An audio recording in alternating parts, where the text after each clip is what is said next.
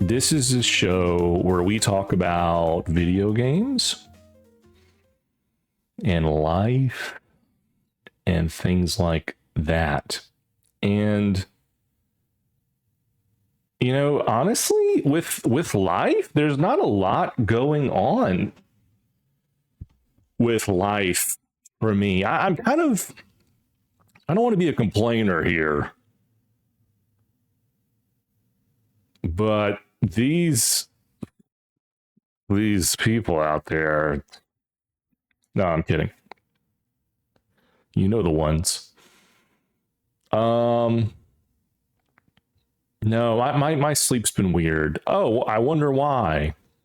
It's because I stream all night and I have an almost 3-month-old. Yeah. And you know, honestly, like my body's been a little bit inflamed lately, and it's my own fault. I have been eating on a Costco Belgian chocolate holiday tin, like one of those shortbread tins. You know what I mean? But it's not shortbread; it's like chocolate treats, and there's like a whole tray of them. And they have multiple cookies in them. And then there's like another one underneath that. And I have been just dominating that daily for a while. And it's not butter. It's like vegetable oil. You know, it's the stuff that really inflames you. And so, and then, you know, and here's the thing. I haven't been eating well, I want to say like healthy, consistently healthy since like before Halloween. And really, you know what? Since before I had my child, in late September, and that's to be expected, and that's something that I knew was going to happen. Where it's like, okay, you're going to survive a little. But now that we're kind of, I wouldn't say that we have like a great groove. But we're like, I can see the edges. I can see the outline of a groove happening. And it's no longer viable for me to just eat whatever. Because with it, you know, comes like heartburn, body aches, sugar crashes, things like that. And so, yeah, it's just kind of peaked this week where I've just been kind of eating whatever. And like, you know, it's Christmas. And so my lizard brain's like, hey, man, we'll get back to it, man. We're going to do it. We're going to cut out all the sugar shit, why don't we just wait till January? And so I'll be asleep. I'll be going to bed and I'll be like, I'm tired of feeling like shit. I'm tired of feeling like this. I'm going to eat clean. You know, it's going to be eggs and yogurt and, you know, proteins and fats and very little sugar. We got to get back. Bro, to feeling good again. And then the next day, little Debbie Christmas trees appear. And I'm like, fuck! I got to eat that. And then I eat it. Here we are again. I mean, but it's like, it's not just that, right? Then I'll eat other stuff and whatever. And I wanted here's the thing. Like, I wanted those little Christmas trees. Like, I actually specifically asked for them. I told Mrs. Dalorrian, I was like, hey, if you find yourself at a store where they have food, I told her, I was like, you know what I kind of want? I kind of want those chocolate covered Oreos. And then I kind of want those little Debbie Christmas trees. Like, you know, the ones that, you know, oh God, oh shit. Sorry. Is everyone okay? I have a footrest that I'm in. Things are not fine here, guys. No, I'm kidding. Everybody calm down. I don't even know maybe you didn't even hear that. I don't know. It doesn't matter. But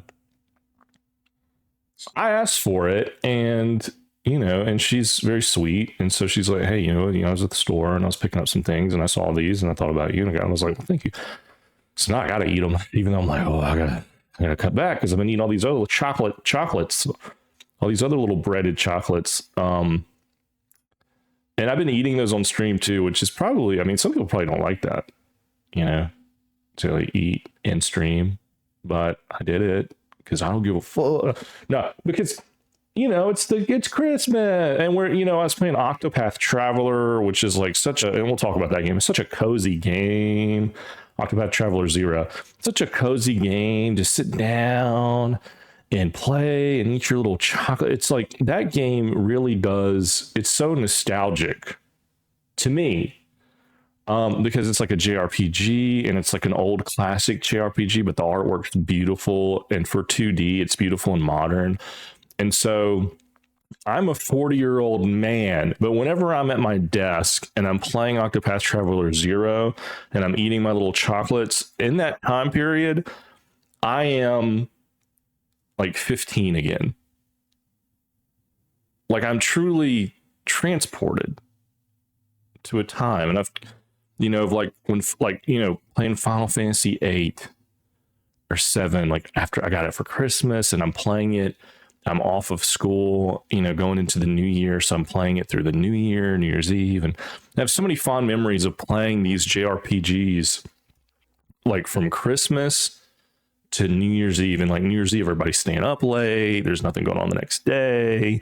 So I can just stay up all night and like really get into these games. And there's like candy and jerky that my papaw made. And like we're drinking sodas and it's just heaven. It's like, God, no school tomorrow. I can just eat this with no consequence. But unfortunately now there's consequence. But also I'm on the clock, right? Like I have children who need me all the time and a wife who needs me and stuff. And so, it's like, I'm not I can't just sleep in and just game, And then too, my body is like, when you get older, and you probably are older if you're listening to this, when you get older, your body doesn't just pick you up and move you anymore. Like when you're young, when you're 15, like there's something about your physiology and energy levels where like your body you just move. And you move typically enough. And I remember being young and like I would hurt from like gaming. Like if I like laid on my stomach too long, like or like my arms, I'd be like, why does my back hurt? This is weird. This is dumb, but that's very rare. There's no like position you can sit in for too long or anything. You could just go, baby. And then, but like you played a game, but then like you're playing a game, but the desire to go out and do other things physically was equally as great. And as an adult, you're just like, I'm tired. And so I have this window to play a game. That is my energy bar. That's my stamina bar is on the game. And so your stamina bar is like, okay, I can play the game for like 2 or 3 hours, or I can ride on my bike for a few hours, or I can go out and go somewhere for a few hours, and the energy bar is very limited. And the body typically, if you're me, wants to sit still. It's like, hey, laying here and sitting here let's just do that, And so you kind of have to conjure up, oh, come on, man. Don't you want to get up and run, man? Don't you want to do it? Don't you want to do it? Don't you want to go do it? Don't you want to get into it, man? Come on, man. And you have to kind of talk to your body like that. And then it's like, I got heartburn, bro. What do we just lay on a wedge pillow and think about God and death and if we'll see our children grow up or not? Your typical thoughts. Anyway, so that, nothing really crazy is going on. I mean, like, we're just kind of going on, and Christmas is very soon. Not this week, but next week is Christmas. And I think we got all the gifts that we need to get. I've been a little detached from that this year. I usually try to be a little bit more, but my capacity for that outside of my children every year seems to be dwindling a bit. And I think it's not that everyone's important and everything, but like my mother, God bless her, the boomers, bro. And if you're a millennial or X, or hell, even a Gen Zer, like you'll find this out that like your mother can be whatever and she'll still probably there's a good chance if you have a mom who's alive, which is a great thing, and you're like 40, you know, or whatever, they'll be like, hey, what do you want for Christmas? And you're like, I am grown. And so if you're a dad, you'd be like, a stack of 20s and some hookers, mom. Well, I don't say it, but you know what I'm saying? Like, you want to go like a dad joke. Stack of 20s and a snort of coke would go a long way, mom. Ha ha. You know, but no, it's like you know, you're like, I don't, it's not, I mean, you can give me some socks. Like, I don't, like, I'm not gonna ask my mom for a game. I guess I could. I'd be like, hey, give me Claire Obscure Expedition 33. And then what if I said that? What if I told my mother that, who is in her mid 60s? If I told my mother I want Claire Obscure Expedition 33 and left it at that, she would spin out of control. She would be like, what the hell is that? How do you spell it? What store has it? Like you see what I'm saying? Like, it would be actually it would be the worst thing I could do is to just drop that on her. And ultimately all it is she said, okay, well, send me a link on Amazon to the game. And so then the gift is, I actually put all the work into the gift, didn't I? Because I came up with what I wanted, and then I sent you the link, and then you click the link to purchase it, and maybe you type in my address, but you probably already have my address. Or it goes to your address. You maybe you wrap it. Is it physical? I don't think I want Claire Obscure physical. Okay, so maybe it's a PlayStation card. Well, now, okay, you may lose the code to the PlayStation card. You know, okay, you know what? Just give me a sock. What sock? What's the link to the sock? Fuck.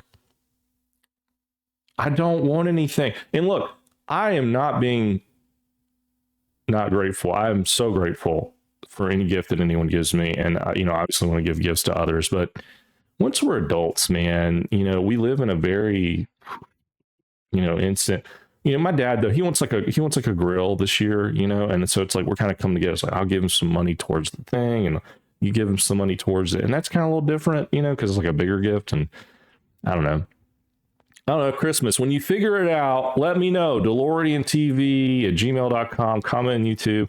When you figure out the gift giving and receiving of Christmas with your family and the people that are still alive who are adults, when you figure that out, let me know what to do to appease everyone and to not look like an ass, which I guess at this point, I'm getting old. I don't really care what I look like. If I'm an ass, I'm an ass, right? I mean, like, look, man, we're all, fuck, you know, come on, you know? But, you know, with the kids, it's easy. It's okay. I have a toddler. Okay, we'll get her something. We'll get her a thing. We'll get her a thing. It'll be fun. It'll be fun. Yada, yada, yada. You know, that's pretty easy, actually. And then, like, nieces and nephews, that's pretty easily as well. You know, it's like, okay, here's a race car. Here's a garbage truck. Here's a Barbie. I don't know, whatever is going on out there. A FUBU doll. No, FUBU is the For Us spot. That's the black people clothes. Did they ever have FUBU dolls? Is that just trolls? Or like, aren't there black people dolls? Like little brats. I think that's wait, are brats for all races, or is that a FUBU thing? DalorrianTV@gmail.com. Are brats for everybody? If I get my daughter a brat, is like, you know, is that, ooh, yeah. I think I'm thinking of the right thing. Like, I just remember seeing commercials of brats, and it's like they all look like J-Lo. It's like, it's just kind of ethnic, and it's very glittery. Kind of glittery. There's like a lot of glitter on them. Is this racist? Am I a racist? Maybe I'm a racist. All right. So here's what we're gonna do. Let's talk about video games. So we'll start off kind of as we always do. We're going to talk about Game Awards, which happened, and last week's episode I posted kind of like what were my games that I liked or whatever. But I've still been playing, several games, streaming several games, and we'll kind of talk about it. I mean, Animal Crossing, we'll just go quickly here. Still playing it. I have very specific goals in Animal Crossing. We've talked about it. I want my island to be a Metal Gear Solid 5 themed Animal Crossing. I almost have all of my villagers in who are either robots or camouflaged animals. They're like soldiers or scientist animals. I have built a shrine in the middle of my island for the boss, complete with trees and white willies and a headstone, and like water that comes from the headstone, and then down behind the town square. And then I have 4 quadrants, right? Like the medical, so the medical. What do they call it in Metal Gear Solid 5?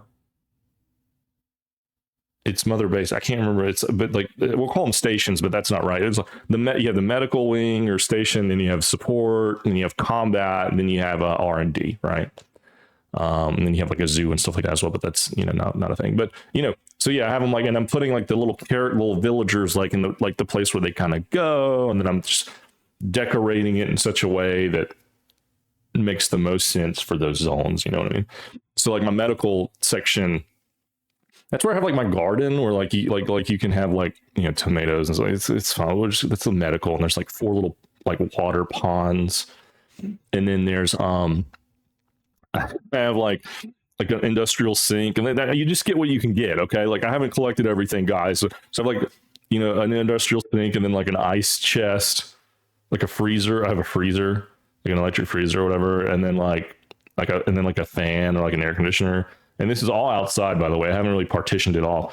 And then I have like little cots that are like medical beds, like that's like medical, like it's like the medical wing where like someone would be injured.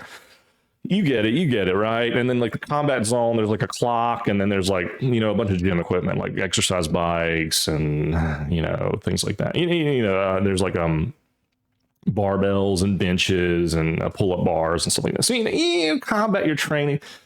We're just playing with it. And so this is Dalorrian. We haven't really had a chance to like hook up on our islands there much or whatever, but it's something I'm just kind of doing a little bit every day. Like, just it's really, I mean, Animal Crossing you can really go hard, or you can be like 5 or 10 minutes a day, and it's just something to do. And I'm in the 5 or 10 minutes a day. Just in the morning, get up, ask for the certain character to come to my island, do the basic things, see what I can collect that day. Trying to get my stones aligned. Or my rocks will spawn, and they spawn in certain locations, and I have the whole map locked off so that they can only spawn in certain locations. So I'm trying to get those lined up. Very whatever, just efficiency stuff. And then obviously, like the Christmas events happening, and so I have a bunch of like ornaments that I have stocked up, and I'm not really engaging with the snow. The snowman gives you like the recipes for Christmas stuff, but I think Toy Day actually gives you like the Christmas recipes. And look, man, it's just a fun comfort. It's a comfort thing. It's a comfort game. It's like if you just play that game, everything is so nice and chill, even if it's dirty. And like my support area is just, I got oil barrels and 4 huge satellites and solar panels, and it's still like, this is kind of nice. It's kind of, it's nice. I like garbage tables and so, and like garbage cans. It's like, this is still a nice island. It's still a nice holiday. It's snowing and the little villagers are cute. It's still nice. So yeah, I've been playing that a little bit. The other game that I haven't really turned it on, but we're going to turn it on, and I want to talk about it a little bit, is Arc Raiders.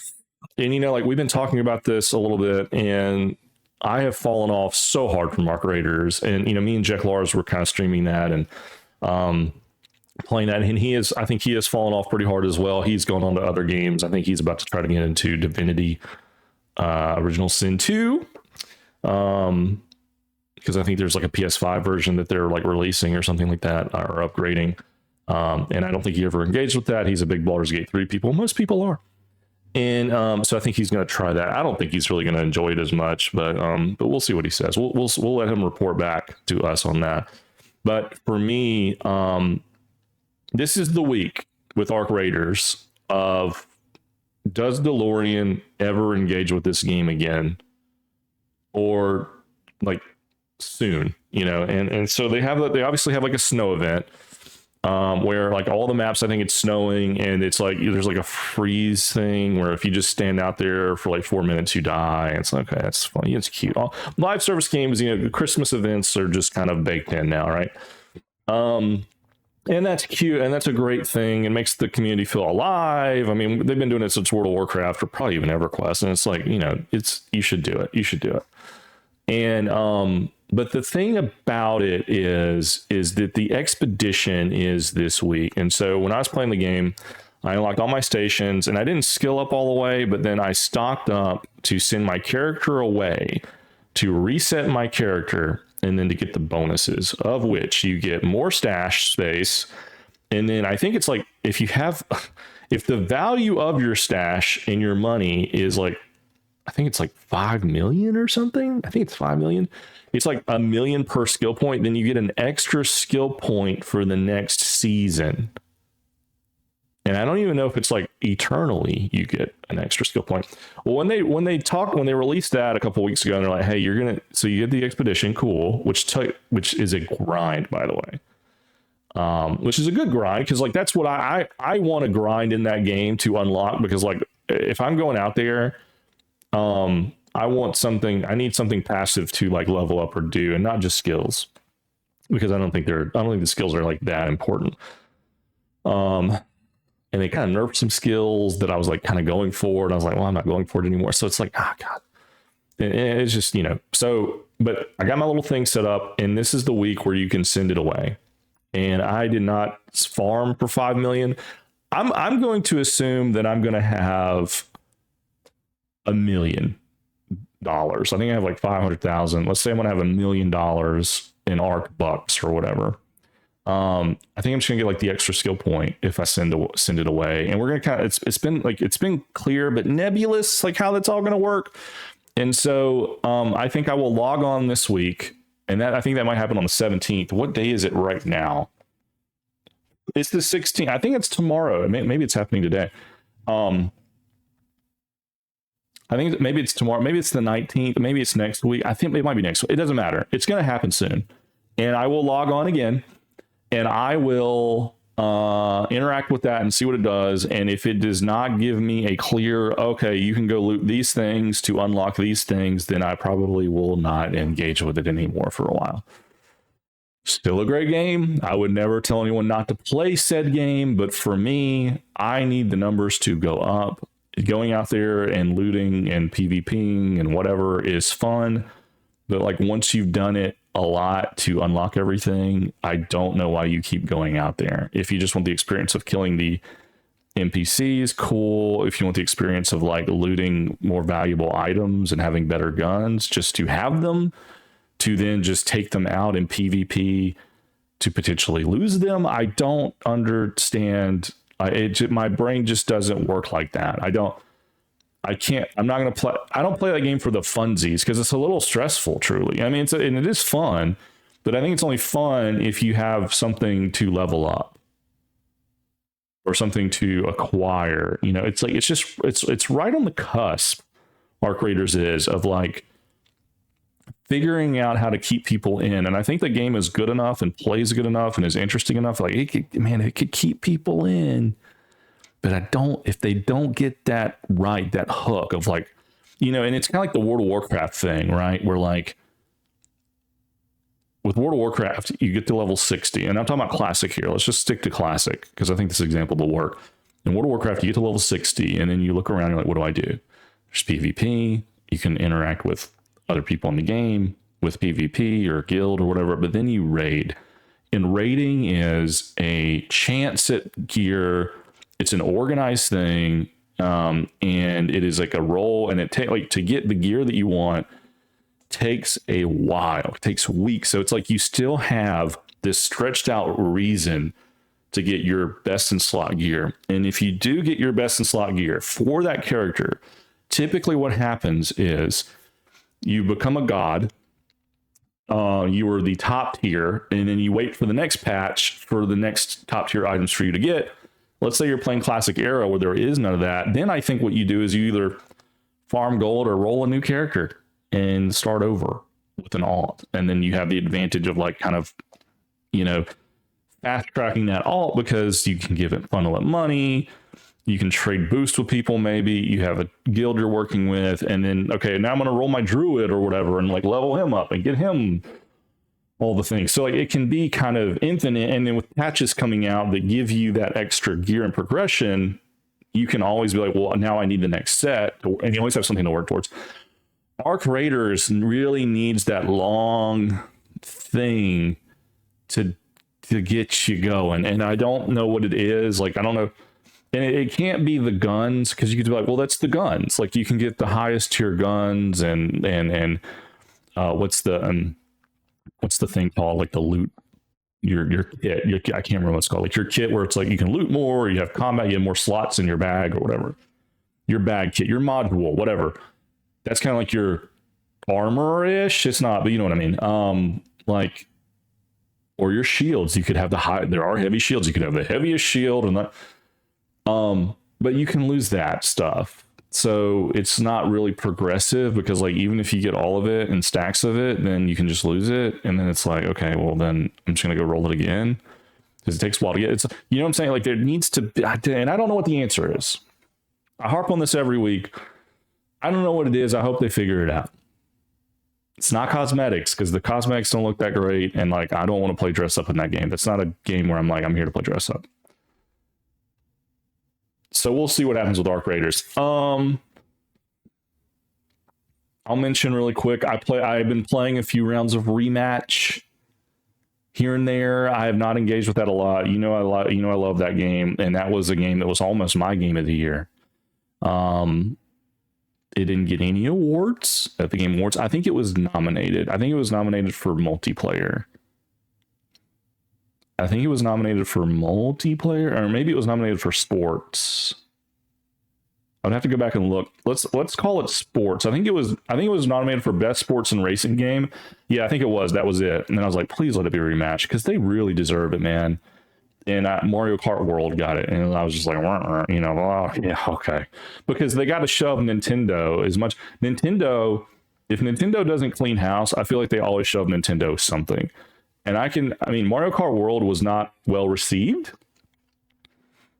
I don't think it's got good reviews. No one talks about Mario Kart World. It's just bundled in with the Switch. The sales are just there because it's bundled in. I wonder how it would do if it was just separate and not bundled. Would people even buy it? I don't know, man. But Rematch, I don't know. Look, it's not about the numbers. Like for me, it was Rematch. And so I will continue to kind of mess with that. But I usually I get on my little exercise bike here, like my thumb, and I will get on there and I'll play a few rounds of a Rematch. And then next thing you know, I've been like riding for a while, and it's just kind of like a nice thing.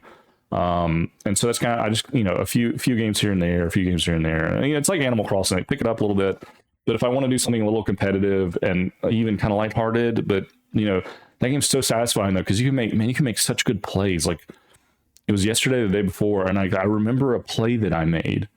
I got a pass in the midfield, no look. I did a no look through to a guy coming up on the box, and he puts it in. I was like, damn, that was I made a great assist. Like I angled it freaking perfectly, in front of the defender, perfect through ball. And there's just not a lot of games where like you can do that or feel that, I guess. And I don't know. It's just I feel like it's a great sports game. It just, really one of the best ones to me in a long time. So I'll continue to engage with that. And then there's two more games I want to talk about here. Octopath Traveler 0. And I talked about this a little bit earlier. Like nostalgia is just so much nostalgia. And that game is so great. The art's great. Like I've basically, so I'll just, not to be too spoilerific here, but if you need to skip ahead, maybe skip ahead. The premise of the game is your town gets destroyed. This is a JRPG where you can collect a lot of heroes. That's been the premise of all of the JRPGs not all of them, but a lot of them is your town or your kingdom's destroyed and you have to rebuild kind of your kingdom or your town. That's what this game is. in a lot of ways. And so let's just say things go bad, you go away, you come back stronger, and now you're working to kind of put things back together. And you have 3 people that you have a revenge story on, essentially. And that is kind of, and I don't know how long this game is. I'm assuming that doing those 3 things is kind of like an act 1 finish. And then I think there's gonna be like an act 2 and act 3. Now I could be very wrong. I could be very close to the end of the game, which would be kind of shocking. I don't think that it is, because I'm like a level 20. I'm a level 21 to 23, and I've seen some like level 60 people. I don't know what the cap is, but I just feel like I feel like I'm about to finish the first third of the game. And I put like a lot of hours into it. And I take my time with it. Like whenever I meet a person in town, I read their little backstory. I try to engage with every little character that you can engage with every little character. I try to engage with all of them if I can. I really take my time with this game because I really just love it that much. The voice acting is so great because it is so good and bad and comedic. The story writing in this game is not, it's nothing new, but it does have some chops to it. And last time we streamed, basically there's a character who's and I have to tell you this, it's not really a spoiler. He's like a playwright. So he lives in a town where like theater is the whole theme of the town. And the town's literally called Theatropolis or something like that. Theatropolis, or I think it's Theatropolis, but Theateropolis, whatever. Could be saying it wrong. And he kind of like, there's no like kingdoms in this world. So it's like whoever runs the town. And so he runs the theater town because he's like the Shakespeare of the town. Everyone loves him. He can get away with anything. And I mean, anything. He gets away with anything he wants to do. And it's kind of the other storylines are kind of similar, but they make a little bit more sense structurally. Sociologically, they make a little bit more sense because it's like they have power in a real sense of like they control like an economy or military or whatever. This is just, everybody just loves this guy. He's the Justin Bieber of the town. He's the Miles Davis of the town. He is the Nick Fuentes. No, I'm just kidding. Some people probably love Nick Fuentes. I mean, we're not going to get into that. But what I'm saying is people love him. He's the cool guy. And he puts on the best plays of all time, and the women are fawning over him. And look, there's some magical elements to this, of course, but like it is. So just take that where you have like this theater kid. Well, he's not a kid. This theater Epstein Hollywood guy is running the fucking town, and he's doing whatever he wants. And you're inserting yourself into this crazy world to try to like get justice. And it is so funny, but also so shocking and dark in a way that is surprisingly dark in a way that you don't expect a 2D game to do, but it does very well. And I say this on the stream every time, and I'll say it again. If Octopath Traveler 0 was an Unreal Engine 5 or AAA graphic 3D game, photorealistic or anime or what, it doesn't matter. If it was 3D, if it was a 3D turn-based game or action game, it would be probably, I don't know if it'd be game of the year this year. It'd probably be game of the year next year. If GTA doesn't exist, it probably would have been game of the year last year with Astrobot winning. This game would go off because like there's not a lot of people playing this game. One, because a lot of people don't know about it. It's not heavily marketed. It's kind of an indie game. It's not, I think like Sony publishes, it's not super indie, but it is like, but a lot of people don't play, like they see a 2D sprite game and they're like, I got to get in on that. Like kids don't really get in on this. Newer generation's probably not going to get on this. Again, this is kind of like a nostalgia thing. But I'm telling you, the story and even the gameplay, like if it was presented in 3D, the town building, the storylines, if you could see the women and like you could interface with this game in a way that was a little bit more mature, which it's actually quite mature. It's just if you had the visual and it was like more for the masses, like if it was like Fortnite graphics, we'll say, which is still a little cartoony, like, but if it was like that, bro, this game would pop off. This game would pop off, bro, with the story, the characters, the world. And to be fair, everyone that plays Octopath games will tell you these are great games. But I think it's an old man game. I shouldn't say it's an old man game. It's like the generation who grew up with these games are the ones who are going to see this and be like, I think I might take a chance on it.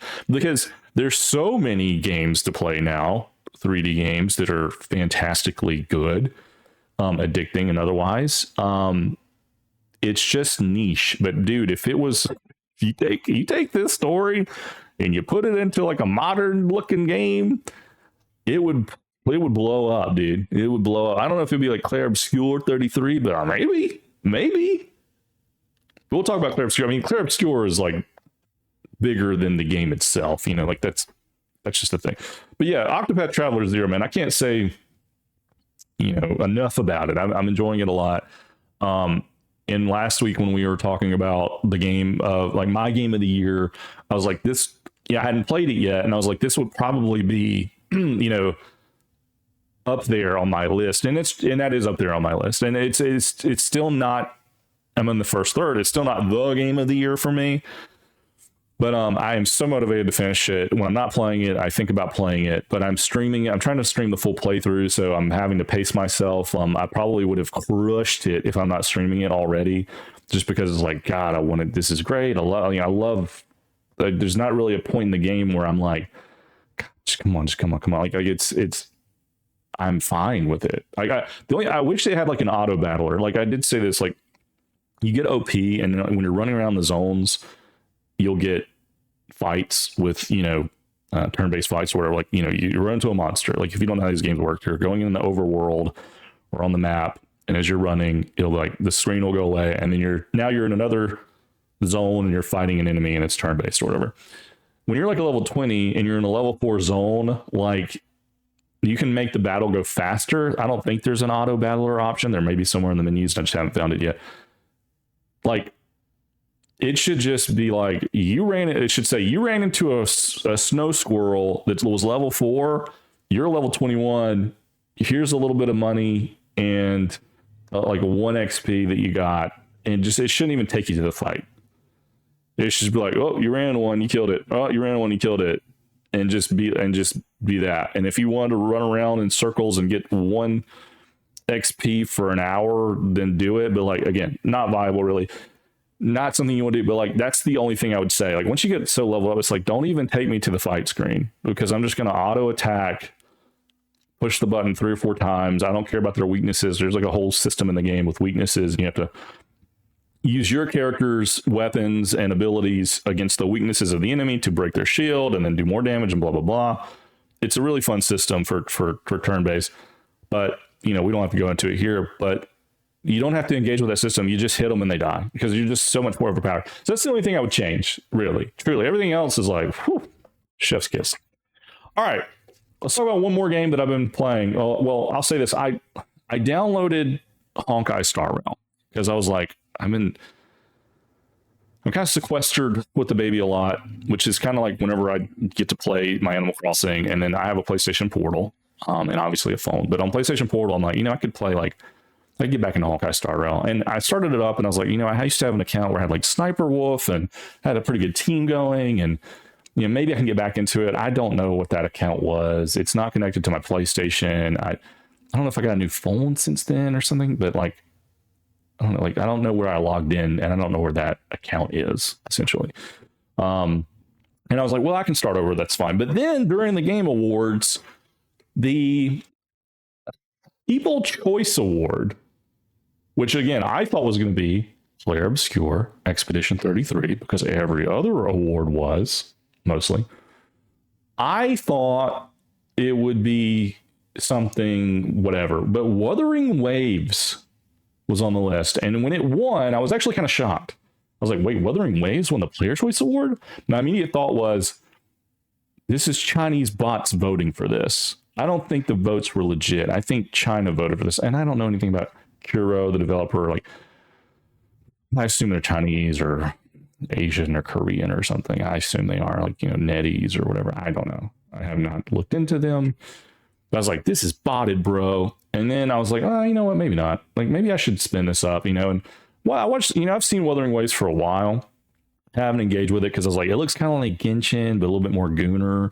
And that is exactly what it is. And so, but anyway, so I turned it on. And I was like, I'm going to try to do this. And went through like the very little beginning. The story is exactly what you expect. You choose a guy or girl version of yourself. That character is anime looking. They all have the same haircuts. In every other game, I feel like they all wear black and yellow, and basically you're in space. The space lady sends you to Earth or whatever the land is. I almost said Obstera, but that's actually Octopath, I think. Anyway, Solaris 3 is the world in which you live in Wuthering Waves, or Wuwa. As I've gotten into it, people call Wuthering Waves Wuwa for short. WUWA. Wuwa.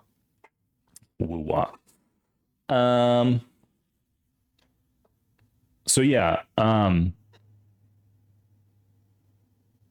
So you wake up and two little waifu ladies are like, oh my god, are you okay? And then you turn out you're like this special thing, and there's this whole you're the superhero, and we're gonna go meet all the characters that you can buy in the shop or gamble in the shop or whatever. And then you can play as, and then you go on. Now, I will say, like, it's a lot like Genshin, but honestly, it's better. With like the gacha system, I think is like, and Genshin could be different now. I played Genshin when it came out. It could be way different now.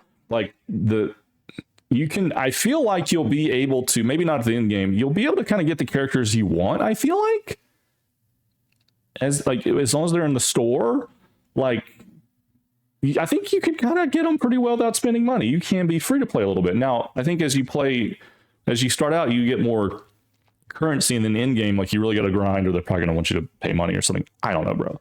But it just feels way more generous so far than Honkai Star Rail, which is which is a Hoyoverse game, and then Genshin, which is Hoyoverse, and then Zenless Zone Zero has also been in the back of my mind for a long time. I am not engaged with that.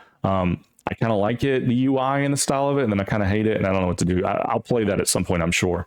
But after playing it for a while, Wuthering Waves, I'm like, yeah, man, I can do this. I kind of want to get into this. And it's like, and it wasn't until like the story, so far is just ass. Like the talking, the little quests I'm doing are just ass. But then the combat, depending on the character, is actually pretty satisfying.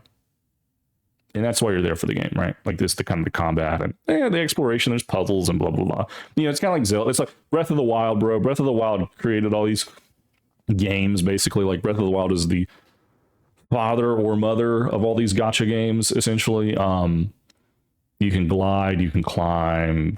You have tools, like the little thing, and then you have the combat or whatever.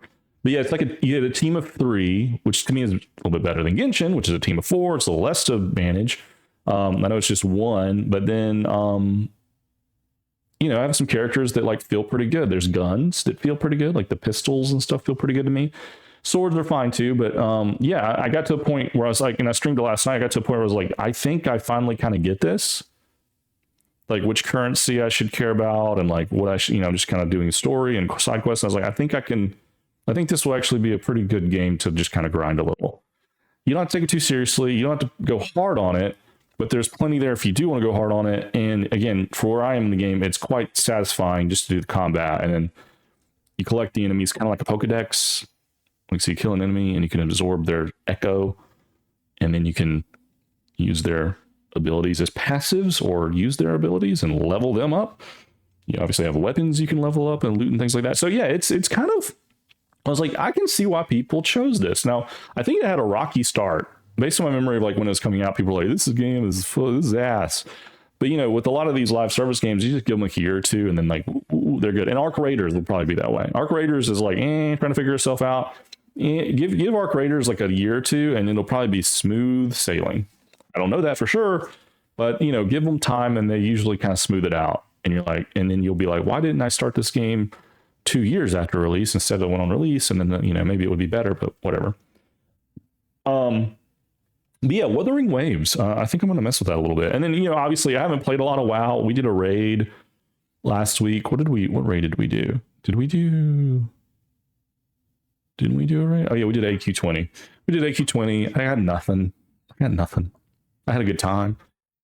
We had Bran on the stream, Bran Muffin from the stream that comes out. He was in on the Discord, and we had a good time talking with him, chatting with him, and trying not to screw everything up. But yeah, it was a pretty successful raid. It was a rocky start, but I'm gonna kind of chill on WoW until January 12th or 13th when we go to pre-patch for TBC, and then I will probably go very hard on it. And then Remix, I've kind of collected almost everything I want to collect for Remix. Remix has 30 something days left, I think. They have boosted the bronze output. You can level up even further to make the content even easier. There's just a couple more cosmetics I want. I don't really care about unlocking the housing stuff. I don't care about unlocking like the toys and the pets. So I'm kind of done with Remix. So I do need to log on and raid for another day or two, or at least 2 characters, and then I think I'll be kind of wrapped up. I think I'll kind of have done everything I want to do with that. And I will say Remix was not as fun as Mop. Mop was way better. Mop was way more straightforward. It was way more free and way more fun. This was too structured. It didn't feel like you were kind of breaking the game. It didn't feel like a fun event. It felt like just kind of a grind fest. I mean, I'm happy to have all the cosmetics and mounts. Like, that's cool. Sure. That's kind of what the game is. It's like a collection game. I'm happy to have all that stuff. Sure. Why not? But like the way that they structured it, you could just tell they were just kind of pumping the brakes. Like they were just trying to kind of slow you down. They're like, we just need people to log in. And, that's WoW. Like WoW's like, how can we get your $15? How can we make the content in such a way to where you can't get it all and you can't have a lot of fun? And like you have to log in every day, and but it's going to take you more than a month, so you need your stuff. That's WoW, and that sucks, in a lot of ways. But if they would have just made it fun, I think people would still be engaging with it. Remix now, anytime I see Remix online or whatever, it was like people are still playing Remix. Ew, gross. Like it's like Remix died like after a week. Like people went hard on it, like really hard on it, and they got everything they needed. And I think they were like, okay, I'm done with this. This is whatever. I don't care anymore. I took a longer time with it because I wasn't as efficient probably as I could have been. But yeah, I think a lot of people were like, oh, okay, glad that's over. And I think like I will be relieved that it's over. I think I kind of agree with them. I wish it were more fun and a little less grindy. Like I liked Mop a lot more because it was like you could just nuke and your power went to every character. Now your experience boost go to every character, but like your power doesn't. And so that's dumb because then you have to like level every character individually, make them all powerful. And it's just not fun. It'd be way more fun if I was like, you know what? I'm super powerful. Let me just get this priest and see like if I can just nuke everything as this pretty. Like, it takes the fun and exploration. Well, not exploration of the class and burn it through the content of like whatever you want. It takes it out of it. And so it is what it is. But that's all about WoW. We'll be talking a lot about WoW in the coming weeks for sure. But let's do the news now. And one day when we have ads, we can say, let's take a break. And then I'll play an ad about Blue Chew or hair pills or mattresses or Factor. Food. Don't you want food? I'll do something like that. I don't know. Eventually. So this is your point in time where you can pretend that I'm doing ads. Does that make you feel better? Do you feel like this is legit now? Do you feel like this is more legit? Sex pills, mattresses, delivered food, car insurance, hair pills, sex pills. Did we say that yet? Anyway, yeah. So let's get into the news here. And just last week, the Game Awards. We obviously streamed that. You can go check that out on YouTube. Whole thing. It is exactly how it went. Exactly how I said it would go. It was Clair Obscur Expedition 33. They won everything, like almost freaking everything, and even more so than I thought. Like I was like, they're gonna sweep for sure. I thought that Death Stranding 2, my personal game of the year, would get something. I thought that maybe best art direction would have gone to Death Stranding 2. I think they would have they would have thrown. I thought they would have thrown, I should say, Kojima a bone somewhere, but they did not. And maybe best game direction would have went to Death Stranding 2, but no, it was Clair Obscur. And so I'm just going to go here, just down the line of everything they won. They won best independent game. I'm going to include best performance with them because it was Jennifer English, who has been a part of 3 of the past 4 or 5 game of the year. She was a voice actor in BG3. She was a voice actor in Expedition 33. Hell, she's a voice actor in Wuthering Waves. And actually, the character that in Wuthering Waves that she is, Carlotta, is one that I really want because like that girl shoots guns and it's really fun to play. I did the trial; it's really fun. So Jennifer English, known lesbian. Yeah, I only say that because she's like, I don't think my girlfriend, and like, there's nothing wrong. That's whatever. Okay, yeah, sure, whatever. She's actually probably one of the prettiest lesbians you've ever seen. Is that racist or sexist? I don't know, but no, I mean, but I don't want to like let her sexuality, like, you know, let's don't let that taint or do anything to her performance. Anything Jennifer is in, I love, and Jennifer is great. And Jennifer did great at Mayel. And Jennifer did great as Shadowheart. And Jennifer does great as Carlotta in Wuthering Waves. The girl doesn't miss on the voice acting. She does really well. And I think that there's a game coming out called like Tides of Annihilation, and everybody's like, that's going to be game of the year next year or whatever because that's coming out and she's in it. And it's like, fuck, dude, maybe put her in your game. It's going to be game of the year. So anyway, best performance was her. Expedition 33, Mayo. Best art direction, Clair Obscur 33, Expedition 33. Best debut indie game, Clair Obscur Expedition 33. Best score in music, Clair Obscur Expedition 33. Dalorrian Testard. Testard? I think that's a typo. I think it's supposed to be retard. I think it's supposed to be Dalorrian retard. No, it's probably Testard or something. Anyway, like the story of them finding the music just on like SoundCloud. Dude, there's we'll talk about that. Hey, best community support, Baldur's Gate 3. What game are people still modding and gooning over? Baldur's Gate 3. Best RPG, Expedition 33. Best narrative, Expedition 33. Best game direction, Expedition 33. And game of the year, best Expedition 33. They did it, bro. They did it. And we won't go through all the other ones here. You can find the list on IGN or wherever. And all the nominees, and maybe you watched it. Arc Raiders won multiplayer, Battlefield won sound, I think. Again, any of those, I was like, is Kojima going? Kojima got nothing. So maybe he'll get something with Fizzent or OD, I don't know. But yeah, I mean, they won, bro. And the thing about Expedition 33 is, and I keep saying this, is like, that game was not my game of the year, but I totally appreciate that game. I think the turn-based stuff was fine. I don't love the French aesthetic. They are from France, but they were a small, mostly white, male, 33 people. The things you see on Reddit, like you can go back and look at their Reddit posts where they're like, hey, we're looking for, people like voice actors to work on the game. It's just it is so indie in its production, and it was so meek, and it's such a humble group of people. It's like you can't help but root for them. And what it means for the game industry is huge, because we've seen this huge turn in the gaming industry where you think about Expedition 33 came out, Unreal Engine 5, 33 people made it. How much did it cost to make? I don't know. They had some real actors and actresses do the voice work for sure. That was probably a pretty big part of their budget. And but their mocap was with with cell phones. They didn't have crazy cameras like Kojima does. Kojima has like fucking crazy cameras and crazy mocap studio. They did it with cell phones, looking at the people's faces, and it looked fine. It looked great, actually.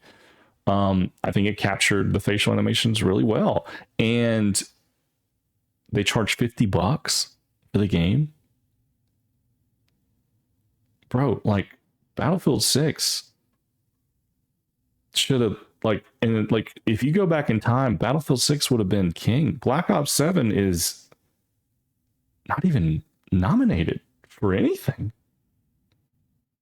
I don't think Madden was nominated. College football, I don't think was nominated. I think FC 26 was nominated for like sports game or something maybe. But even that, I mean, like Rematch was like the one that, and again, a Rematch is an Unreal Engine 5 game.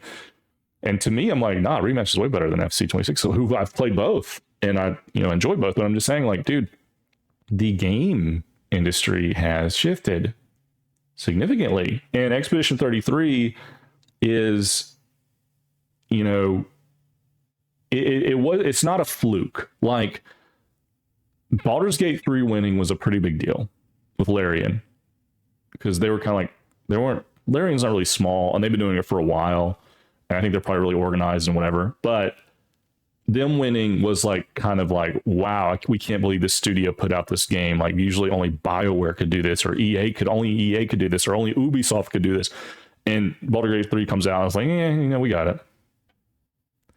And then Astrobot wins last year, which is like, it's just because nothing came out. But, and then, Sven from Larian was like, hey, whoever wins is going to be the people passionate about making the game.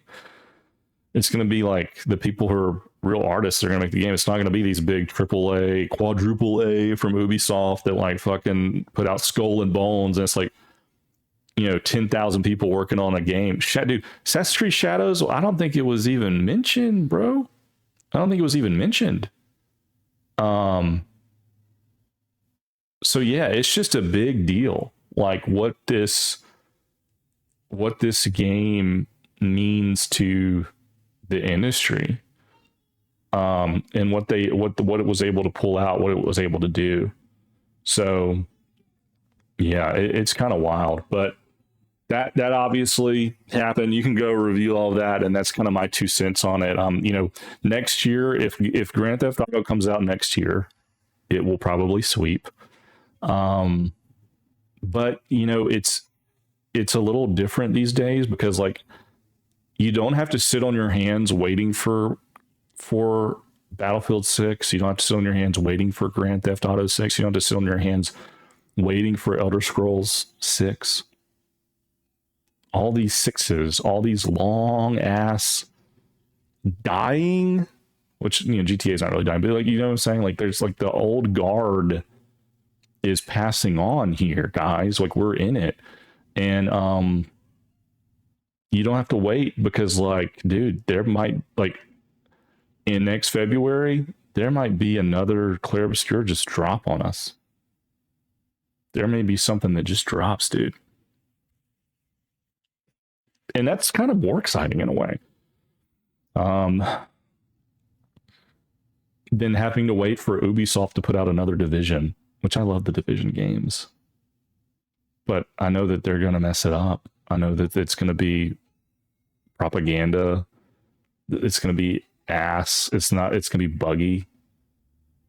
It's going to be like a huge team that makes it, and it's going to be overpriced. It's going to be microtransaction and DLC shoved down your throat. Hell, the night of the Game Awards, I think Expedition 33 said, hey, we're putting out DLC for free. We're putting a DLC for free tonight. You can play it tonight. It's like, God dang.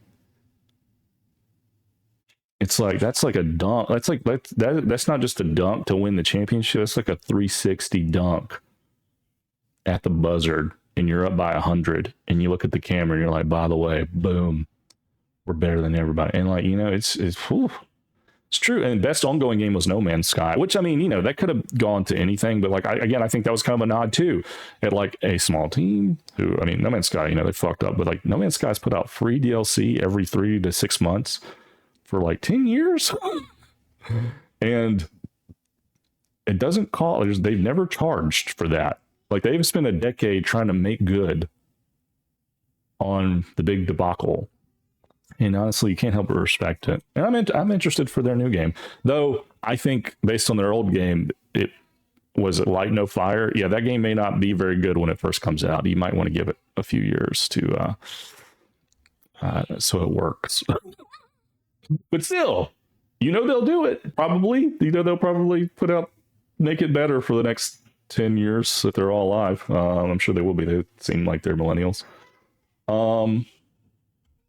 But yeah, man, like Larian put out Goodwill, and when their game BG3, these guys are putting out Goodwill. Again, with Baldur's Gate 3, best community support. Again, like Baldur's Gate 3 is kind of like that Skyrim thing right now. I feel like where like the mods are going there. Like, it's not Starfield.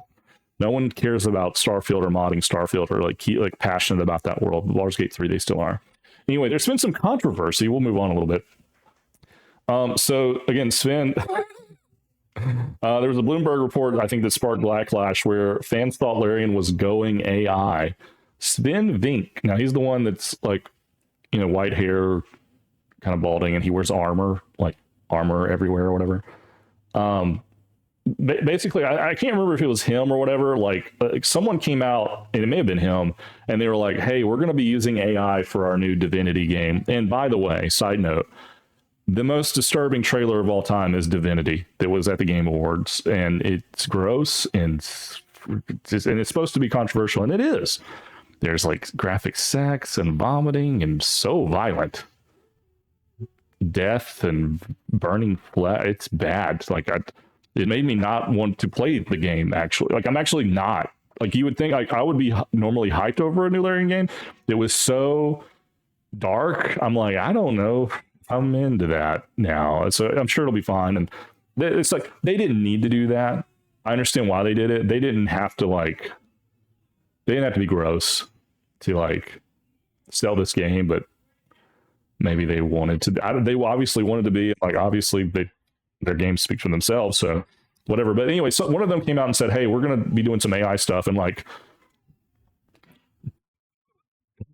People are getting kind of pissed about this. So Svid's like, hey, you had to kind of clarify, like AI, we're just doing placeholder, like it was just for like early references. We're not replacing any artists. We're not gonna ship any AI content. It's like lorem, like he made it sound like it's like lorem ipsum. And if do you know what that is? Like so you may not know what that is. So lorem ipsum was, I guess it still is a thing you can do online. And it's just text to like look like real words, basically.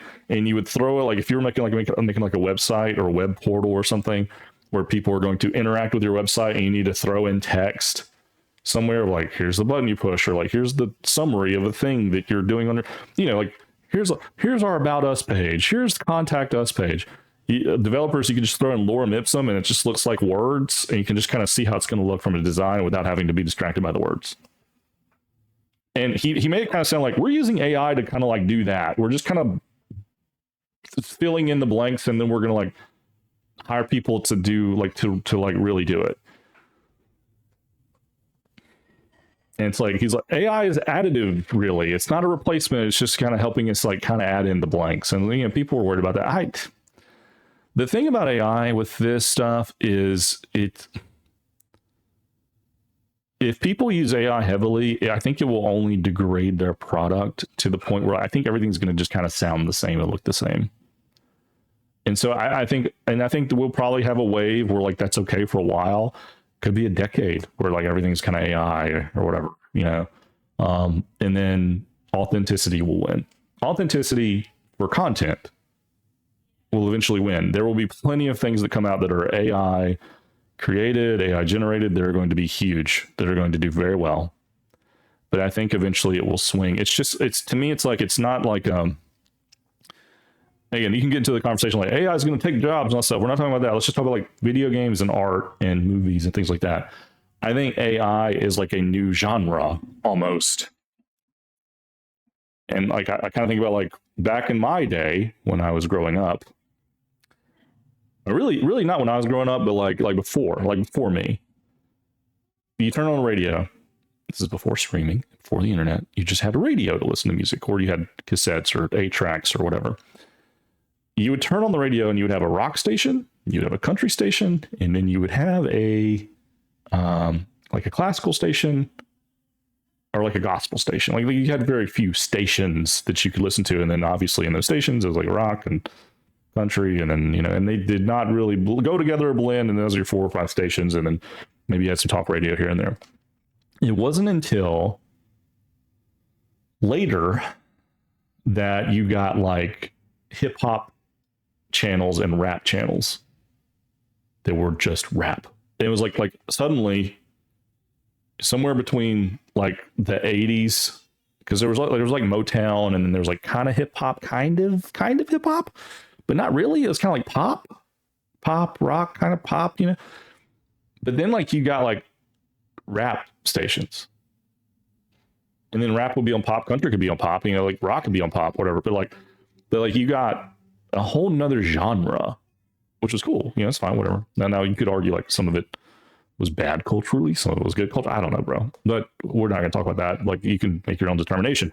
But I'm just using that as an example that comes to my head where, like, when did a new genre happen in content creation or art? To me, AI is like, it's going to be a little bit in everything, but it's just going to be here now.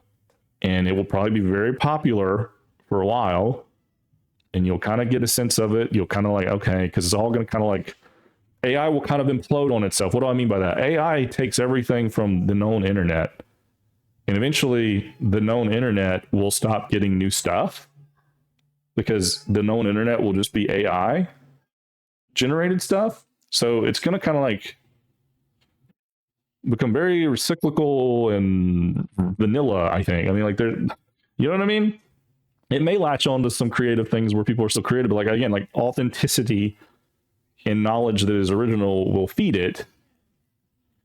And I think with like art and games and stuff like that, like it'll be there. It'll be its own station. It'll be its own lane, and it'll be kind of in other. It'll be kind of dripped in. But I think eventually, I think ultimately, and I could be completely wrong on this. This is what I think. Ultimately, though, people will still like, there will be a wave of authenticity that comes back, or okay, this is interesting. This is not all whatever. Or even if AI helps someone be creative, there will still be something original from someone's mind, and then AI can like help shape it up maybe. But I don't know. Right now with AI, like everything's just going to be kind of, even if it's popular, it'll be kind of same, and then you'll just kind of be able to tell like, this is kind of But hell, AI will be a lot better than a lot of slop that's out there right now with TV and movies and a lot of slop games. I mean, you know what I'm saying? It'll be better. But yeah, so I think I don't think anybody has anything to worry about Larian using generative AI. Everyone's doing that to again, if nothing else, just to sketch or scope. I don't think this is just one of those things where is this real? Like, are you really mad? People worry like, well, you're gonna get rid of artists, aren't you? And I mean, that's a real threat. Like, we want to have artists, we want to have people making things, but it's a tool. Like, yeah, I get why people are skeptical about it. I'm not a naysayer to it. I want original art, sure, but kind of is what it is. I don't think you can really stop it. If you can do something in 5 seconds, or you can do something in 30 seconds, it doesn't make sense to do the 30-second version, really, in a lot of cases. Sometimes it does, but again, I think they're going to use this as structure, but we'll see. I don't know. It could come out and be like the most AI thing ever, and we're all going to be horrible. But I think his explanation makes sense. Like, hey, this is not the final art. This is just like going to be helping us with our ideas and getting things together. It's like, I don't know. We'll see. Terminator Survivors has been indefinitely delayed. This was a game that like kind of looked interesting. Like, you always want a good Terminator game. You may not care about Terminator, but a lot of people do, and I'm one of them. But like, Terminator is such a cool base story, and again, it's like kind of a nice post-apocalyptic. It's kind of hard. It's kind of action. Like, Terminator's been done poorly a lot outside of those first 2 movies, but you like with a world like that, you always can imagine like how cool it could be. You know, it's like Aliens. People still try to like do Alien and Predator stuff, and hey, I think the new Predator movie that came out this year did really well. You have like these like Terminator, Predator, Aliens, like you have these worlds and universes that like hell, Aliens kind of birthed Halo, honestly. In my opinion, a lot of stuff in Halo is like a direct copy from Aliens, but you always just want something good to happen there. But basically, sadly, they're not going to have any co-op. They've indefinitely delayed it. There's no more early access. It just does not seem. I think this game was slated to come out in 2025. And it sounds like, I don't know. You never know how to read this, and they haven't said a lot about this outside of, hey, we're not doing co-op anymore, and we're just delaying, and we don't know when it's going to come out. We don't know. And you just think it's probably dead. And like you can do that, and then like you can say like you're going to do that, and then 3 years later you can come out, and like you've already just kind of. When news like this happens, you just kind of know in your brain, like this is probably like this game. If this game does come out, it's probably going to be bad. There was some mismanagement. There was a lack of funds. There's a lack of vision. There were some promises that could not be kept. There was some drama that happened among the studio, the developers, the artists, whatever. You hate to see it, man, because again, it was like the idea of that game, like a co-op survival game in that universe, kind of like that. I think that's kind of how they were building it. It could have been really interesting. And again, like especially with Arc Raiders, like God, you see how big Arc Raiders popped off, and to me, like when I play Arc Raiders, I am playing Terminator. Like truly, I mean, like when I play Arc Raiders, it's kind of 70s, 80s Terminator. It's post-apocalyptic Terminator. And the arcs that have taken over the world is like of one big hive mind, and they're drones, and they're trying to kill you, but there's other people in the world trying to survive off of old materials and old world stuff. And the humans are having to live kind of like underground, and if they're found out, they're going to be destroyed by the arcs. And then there's this whole PvP looter shooter survival thing in it, and it's like the Arc Raiders is kind of that. And so like again, I can imagine a world where like a Terminator game would be really cool, because you already. Terminator in those movies and in the lore, like you have the flying drone things, and then you have like the scary skeleton dudes, and then Helldivers 2 has the and I don't know what the enemies are called. Basically, Helldivers 2 has Terminators, like they have the alien bug race, and then I forget all the enemies they have, but then they have like Helldivers 2 has Terminators, and like it's that. I mean, Helldivers 2 is pretty niche. It's not niche, I should say, but like it's different than Arc Raiders, where it's like. Not kind of scary, you're not kind of weak, and you're not kind of like whatever. Like you're like, we're gonna go do it, man, and like we're these super soldiers, and it's kind of silly. Like Arc Raiders feels a little bit more serious, and Terminator could totally be and should be that vibe. It shouldn't be kind of like satire or whatever. So yeah, you hate to see it, man. You hate to see it, but there's just something that's cursed about these old IPs, where like there's. Somebody wants a cut of their money from the old IP, and when you serve two masters, you are probably going to not get everything out of it that you want. I mean, if the people making the Terminator game had their own IP, Arc Raiders, we own it, whatever, or Claire Obscure 33, have we mentioned that? Like if those guys were making a game from Avatar or some shit, you know what I mean? Like you kind of like we're in that point where a lot of these old IPs just they're attached to royalties and money, and you have to stay in bounds. It's really bad with Disney and Star Wars. However, there was a Star Wars trailer called Fate, which looks like basically it's being billed as a new Knights. I think it's called Knights of the Old Republic. Is it called Knights of the Old Republic? It's just look up Star Wars Fate. It's a trailer where it's like a lady and she goes on a planet and it looks like Star Wars, and that's all it is. And you know, people are like, this game's not going to come out till 2030, and then the director of the game was like, it's going to come out before 2030, and you're like, this is probably not going to. You don't want to put your hope in anything Star Wars. Well, I'll just make that very clear. But my point is on the Terminator and Star Wars and some of these old things that, you know, I grew up with and that I, you know, loved. It's time to have new IPs. It just is. You hate to say it, but there's just too many hands in the pot. There's too much grossness with it. You can't. It's just hard to make good games of these old 80s and 90s RPs, or not RPs, IPs.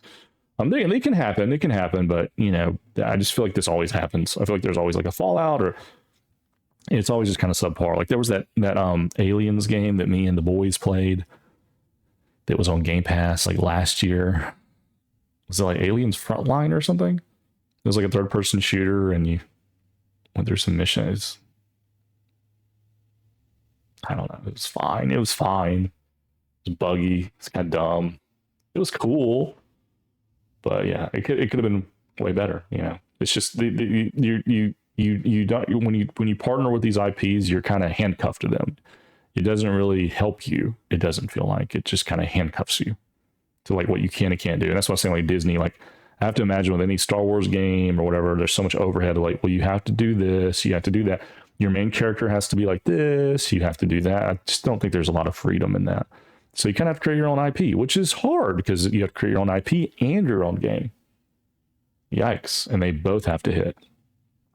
Tomb Raider, we'll talk about that just because it's on the internet of like people talking about. They announced, it was confusing, and I get confused easily. You know, before the Game Awards, it was teased like there's gonna be a new Tomb Raider game, and here's like a screenshot of the new Tomb Raider, and there's 2 new Tomb Raiders.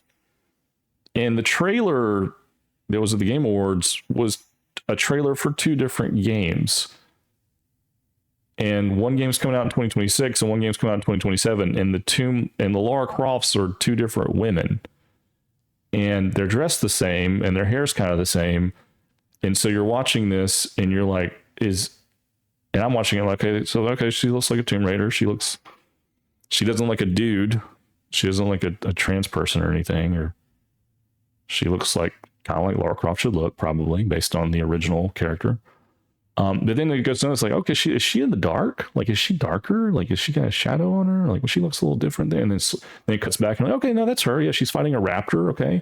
Yeah, it's like the old school game. She's fighting a raptor. She's doing like, she did like a slow headstand on the edge of a thing, and okay, yeah, that's cool. That's what I remember back in the day. That looks nice. And then it's another one. It's like a dark room, and it's like a black lady is the bad guy, and then Lara Croft like kills a bunch of people, and they're like and then it's kind of doing like a diverse. I'm the bad guy. 007. Yeah, and it's like okay, was that in the original? Is this a remake? What is it? Anyway.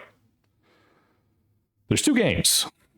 Tomb Raider Catalyst, which is a new mainline Tomb Raider game. It's going to come out in 2027. Then there's the Legacy of Atlantis, that is the remake. And they're doing like a cross-media push, I guess, with this. I don't know. I think Amazon's putting this out, so of course it's going to be super diverse and weird and like what the hell's going on. And so yeah, people were like having discourse over like how does Lara Croft look, which again, like, you know, it's the thing about like how do people look is a little boring, but it's a discussion that I think needs to happen, because in the West diversity is cool, but like they make a lot of the women too ugly, like, or should I say ugly, like a little. I don't think they're going for ugly. I think they're going for like realistic, like hyper realistic, or like hyper normal. And there's really no like beauty or art or aspiration to it. It's just like our Tomb Raider is going to be like a 40-year-old woman who just got off the couch and now she's raiding Tomb. You know what I mean? Like that's kind of like, because that's realistic. But then like, again, and I've made points like this before, but if the new Thor movie comes out, or a new Thor game comes out, or Superman game or Superman movie comes out, and the main character looks like Jack Black or Asmongold, somebody that's like really thin and balding, no one's gonna go watch that shit. And so if you put a game where your girl looks like not pretty or athletic or whatever, and people don't go get into it, you can't get mad at that, because that's just how people work. And how I'm cool for it to change. I just don't think it's going to change. But anyway, so the remake has Hot Laura. We're going to call her Hot Laura. Well, not Hot Laura. She's just like, she's got, not overly huge boobs or whatever. She has nice, boobs or whatever. It's not like Wuthering Waves, where it's just like tits everywhere. We talk about that much. By the way, Wuthering Waves is kind of a gooner game. Just a heads up. Genshin is not as much, but it's a total gooner game. And we'll probably talk about it more next week or whatever. But So original remake Lara Croft is kind of like how I remember. She looks pretty white, looks pretty British, and she is pretty stacked. And it's like, okay, this checks out. It's good. But then it's like, then you have the other one, the newer one, and she looks a little more Indian, a little more ethnic. A shade more of brown. And I don't care about Lara Croft, bro. But we're in a weird time. We're like, does that matter or does it not? Like, does it matter or does it not? And I think it does matter, because I think like the lines are divided on like who's going to buy what. And again, we talked about this earlier. I may be a racist. I'm more likely to play old school white Tomb Raider game remake than I am new Indian looking Tomb Raider with a black lady with short hair. Not pretty at all. I mean, black ladies can be very pretty, by the way. There's a lot of beautiful black ladies. This is like short hair. I work at the DMV.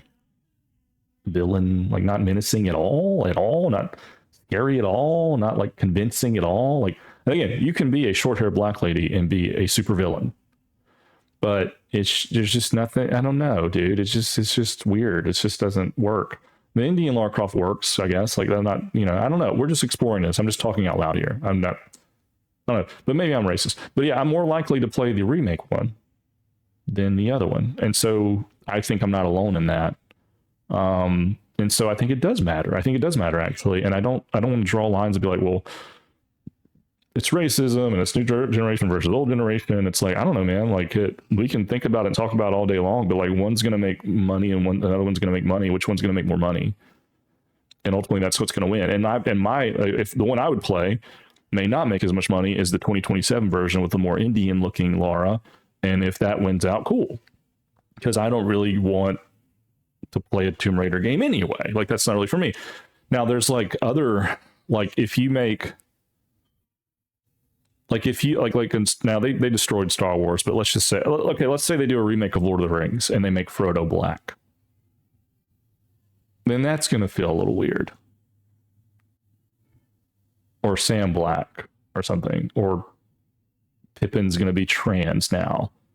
Pippin's a woman, but a man at the same time, and he's gay, or however that works. He's gay with Mary, and they're gay now.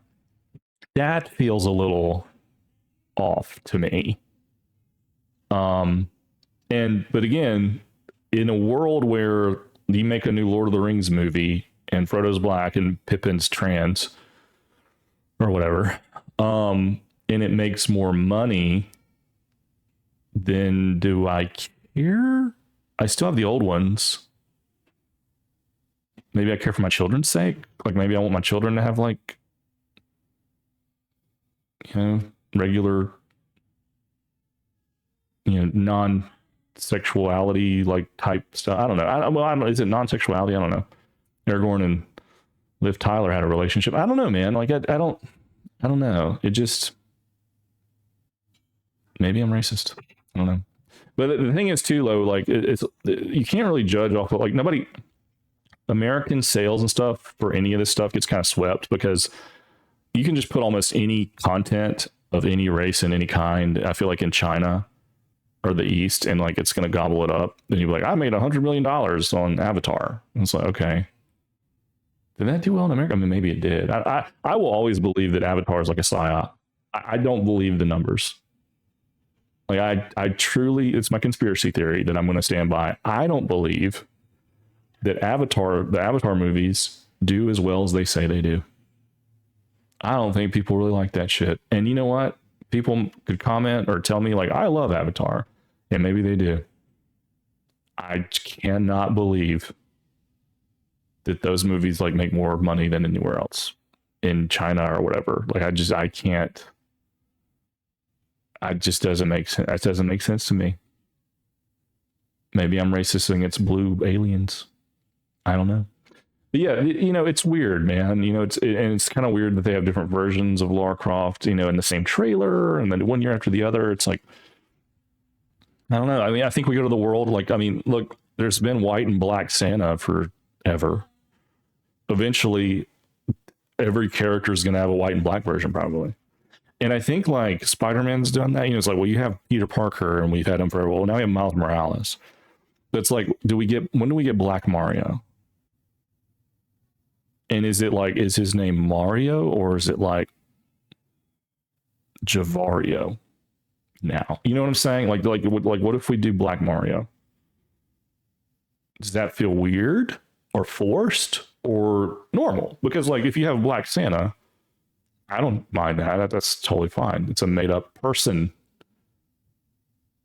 Who cares? I can conjure up if I need a Santa for my daughter to sit on that wants to be white, black, or Asian or whatever, we can hire a guy and make that happen.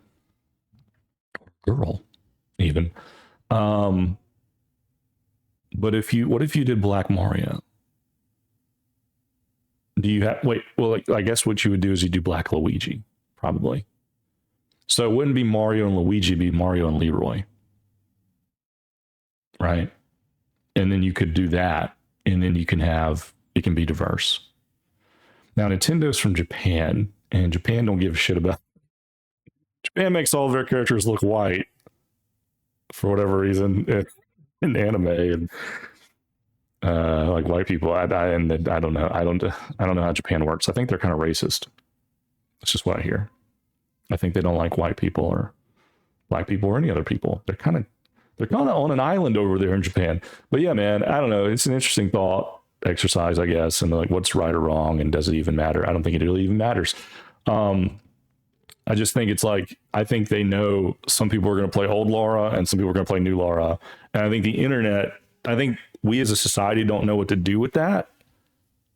I think people don't understand how big the world is and how many people there are, and like you could have a Lara Croft of every race and have 5 different games, and like that probably would be okay, especially for like a Lara Croft. And again, like for Mario, Santa Claus, these characters that are like James Bond, that have multiple versions of them. Why not put out, this year we're doing Asian James Bond, next year we're doing Indian James Bond, the year after that we're doing trans black lady man James Bond. You know, like why not? So some will make more money than others based on majorities, minorities, and like what you resonate with, or I guess I don't know. It's interesting. Maybe we do James Bond. Let's do James Bond, and I need Amazon. I think Amazon does James Bond every year. Let's just shove out a movie. AI can write it. Shove out a movie this year, and we do all race. We'll call it the James Bond Rainbow Initiative. It'll be called the James Bond Rainbow Initiative, and it's all colors and creeds and colors, and it'll be the James Bond Rainbow Legacy. And every year we release a James Bond movie, 60-minute, 90-minute movie, and you put it in white guy, black guy, woman, Mexican, or Latino, or however you want to say it, Eastern European, I don't know, whatever, Alaskan. And then on year 7, make it a blue, make James Bond be a blue Avatar guy. Make James Bond be a blue Avatar alien, but everybody else is normal, and do that. And then like which one? And then we look back at 7 years, like which one did the best, and then we'll know then we'll know what's right and wrong. Right? Let's do that. All right, guys, I'm out. Thank you for staying this long. We'll see you next week. You can always comment on YouTube. You can always comment on Spotify. You can come to the Discord, hang out with us. We stream several times a week. Come hang out with us. If you have any questions, comments, corrections, if you want to yell at me, you can reach me at DalorrianTV@gmail.com. Thanks, everybody.